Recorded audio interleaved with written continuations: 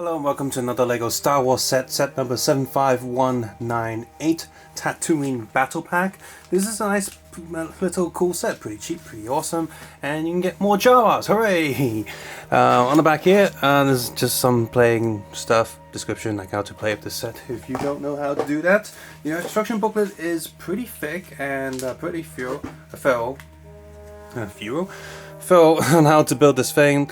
On the back there, and advertising some of the Last Jedi sets. I was considering picking up the Rey training, like Arc 2 Island training, but I was like, oh well, not picking that up. Yoda's Hut's coming out soon, that's going to be way more awesome. And here are all the figures from this set. You got some stupid Pogs, and yep. And here's a picture of all the other sets from this wave. I really want to push you and buy it, like advertise. And also showing the LEGO Star Wars website that you can go onto, so the app, you can get a lot of these download backgrounds and stuff, and of course you have the parts guide on the back. Build of the set, a vehicle, a droid loader thingy. You got this stud thingy there, and you can just load the droid up like so, just play, oh, we captured this droid, or we're selling him or something, and just move that in and it will stand there. There's a bit right there. See these studs? It's laid out so you can, put a droid there, just exactly there. Almost there we go. And they got this droid there. And you get the Jawas can stand all over the place. There's not actually any wheels or anything on this, but you see that they put a round trackpad on there, a round Technic piece. It looks like it's wheels. So it's not gonna. I'm on a plastic sheet surface here, and that's really smooth, so I can roll around really easily, but otherwise it's not going to. Stud shooters on the front, and they got some wrench and hammer there. Honestly, this thing looks like it could go along if you have the Sandcrawler set and just having this loading stuff onto Sandcrawler. Otherwise, it's just feels like pieces, just random pieces put together. Like, we have some spares, let's just stick it together. Yeah, not very interesting at all. And honestly, when you buy a battle pack, this is not the highlight. The highlight is, of course, the figures. But still, sometimes we have good builds in these little battle packs. Here, not so much. It's just not that interesting. So we have 4 figures in this battle pack. We have 2 Jawas, which are new designs compared to previous ones. Tusken Raider, which looks like to be an old design, but his gaffy stick has been altered slightly. Looks like that. And we have the R3-T2 droid, which has appeared in the background in A New Hope. That's it. He's nothing special. And maybe owned by pirates or something, according to the wiki legends. But aside from that, this is not a special droid. The body is just R2-D2. The only thing different and new is the dome of the droid itself. At first I was like, oh, is this an R4, R5? But then I noticed it's like, wait, it's not silver, it's in white, and the body's just an R2 unit, so yay.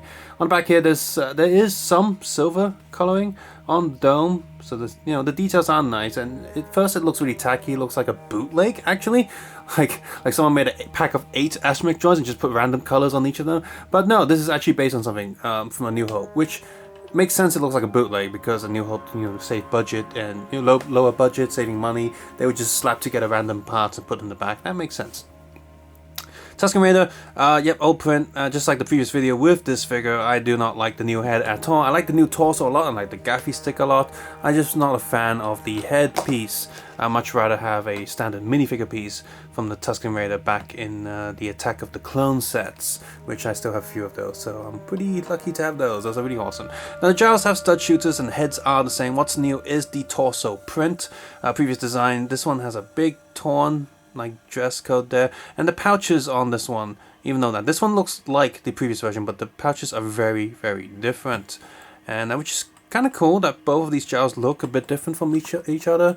You'd think in a battle pack like this you'd just get 2 sort of generic Jawas from previous sets, which would have been okay by me. I didn't even notice that they were new until I took a closer look. But the fact that they are both new prints is a pretty awesome thing for them to include in this set.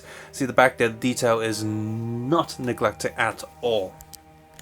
I wonder if there's some sort of rule where LEGO isn't allowed just to release minifigures based on Star Wars franchise. Wouldn't that be awesome? I mean, they had stuff like, you got the LEGO Batman movie minifigure series, you got the Simpsons, as well as the Disney characters. And you know, they used to have magnet stuff until I think some rule applied where all the magnet figures had to be permanently glued down or attached to a separate piece. So wouldn't it be really nice if they made something like that and just have figures? Wouldn't it be nice if there was a Star Wars minifigure series? But maybe Disney thinking, hey, Star Wars is too big of a license thing. You can't just sell the figures, you gotta make more money by selling sets. So the battle packs is a way around that. So like most battle packs, not all, like most battle packs, the vehicle itself is just kind of meh, who cares? The highlight here is of course the figures. So even if all these figures are old designs, it's still a pretty cool pack to get.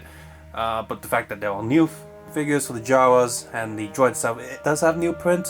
All Star Wars fans will probably want to pick this up. Plus, this is based on the original trilogy, so that's pretty cool. So yeah, pretty nice set, not too expensive, and I think not too many people were picking these up because the other battle pack that was released alongside this was the Stormtrooper Executioners, which I think more people will levitate or gravitate towards. So it should be quite easy to pick this one up. Hopefully in your area anyway. Subscribe, suggesting comment below, and of course take care and have a nice day. As always, may the Force be with you.